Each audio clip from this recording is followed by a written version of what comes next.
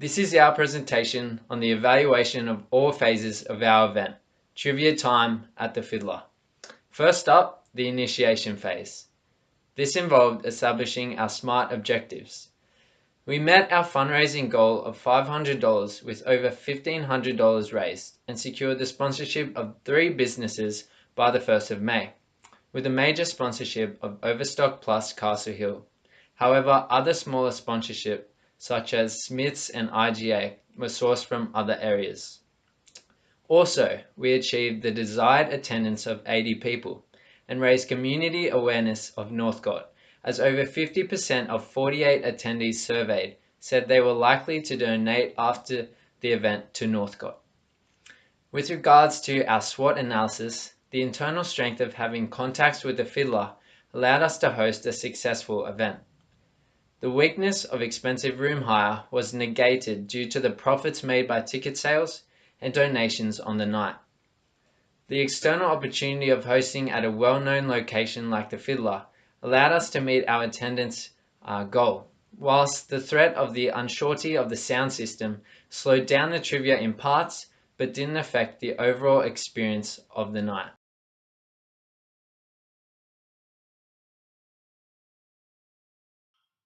Following project initiation and general agreement amongst the group, a more detailed project plan can start to begin.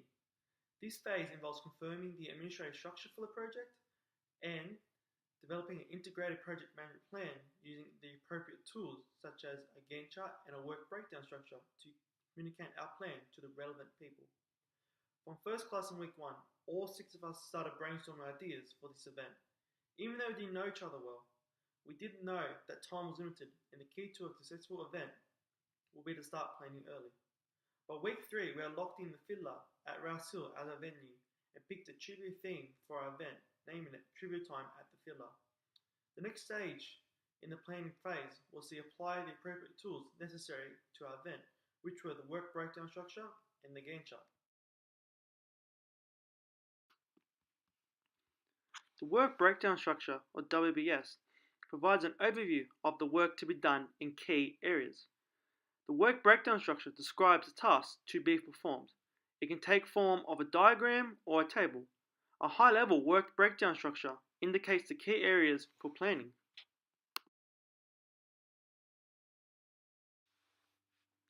A Gantt chart is generally used in the early planning days and in the lead-up to an event.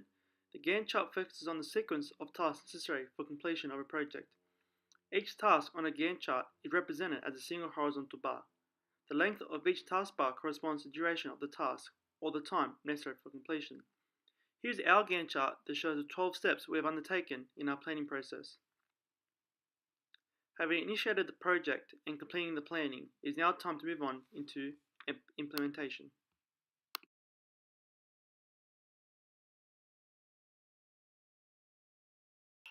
Through our designing and producing plan, we came to a consensus that a trivia night would be the most popular event.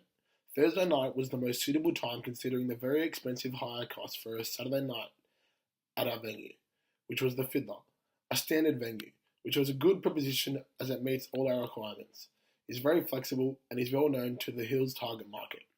We decided on 3 hours, which seemed to be an appropriate amount of time for trivia, including a silent auction and a dinner break. Within the project management plan, the planning stage was able to start. This involved us using project management tools, including a work breakdown structure and a Gantt chart, giving the group structured visual plans to allow for management of event objectives. A work breakdown structure allows for a visual representation displaying the flow of objectives that needed to be met and was achieved without issue. This was achieved by clustering the objectives into relevant groups and topics.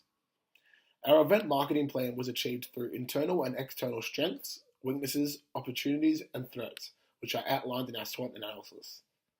Our financial plan was also achieved as we gained substantial sponsorship, fundraised more than we planned, and also kept to our budget. Finally was the risk management plan. The focus of this is to accomplish the event's objectives whilst identifying any foreseeable or potential risks that may disrupt the event's objectives from being accomplished. We identified our natural, financial, legal, technological, and mismanagement risks, and fortunately did not encounter any of them.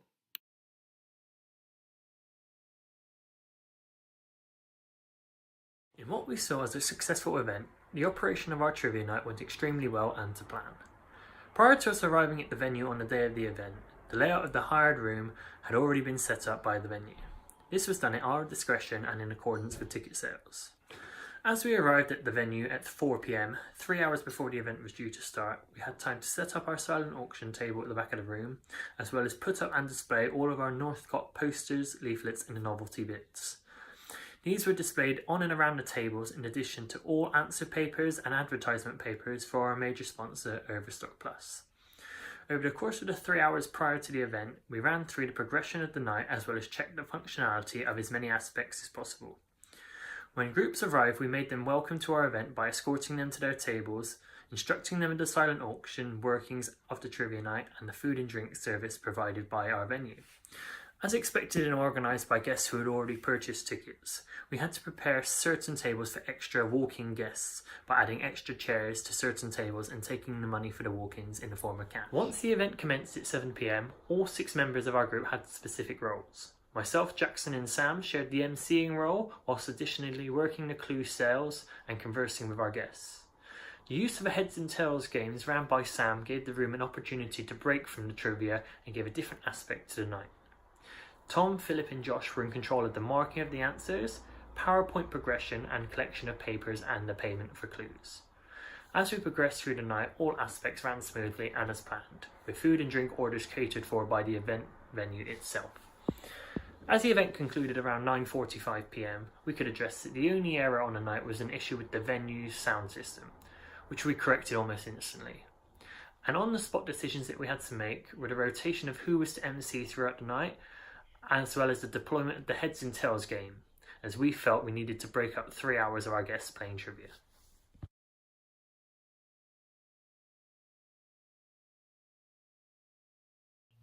As we had planned, the shutdown of the event ran according to script.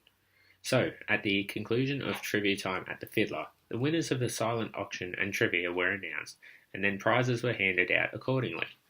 Before the guests left the event, a thank you speech was made thanking all attendees for participating in the event. A special mention was also made to our sponsors and the Fiddler for providing the venue. After guests had left the venue, we tidied up the function room and checked with venue staff if there was anything more they required from us before departing the venue. We also asked guests to quickly fill out a survey about the event and send it back through.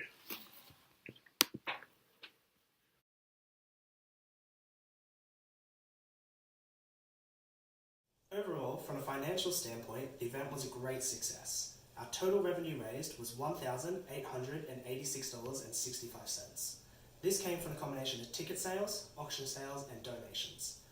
After removing our expenditures, we ended up with a total profit of $1,539 to go to our partner charity Northcott.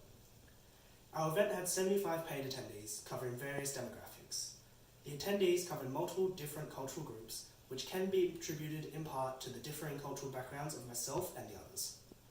We also had representation in multiple different age brackets, with the 18 to 29, 30 to 44, 45 to 59, and 60 plus age brackets all having multiple attendees represented. We ran a survey at the end of our event and received 49 submissions in total. From the survey, we were able to see the areas we could have improved on. One was our media coverage. 70% of people heard about the event through word of mouth, while only 30% heard about it through media such as Facebook. This shows we could have done more to market our event through social media. When asked what could be improved about the event, the 3 major trends were seen were the need for better audio, a larger, more varied sample of questions, and some kind of activity to do between rounds. These are all things that should be considered for future similar events.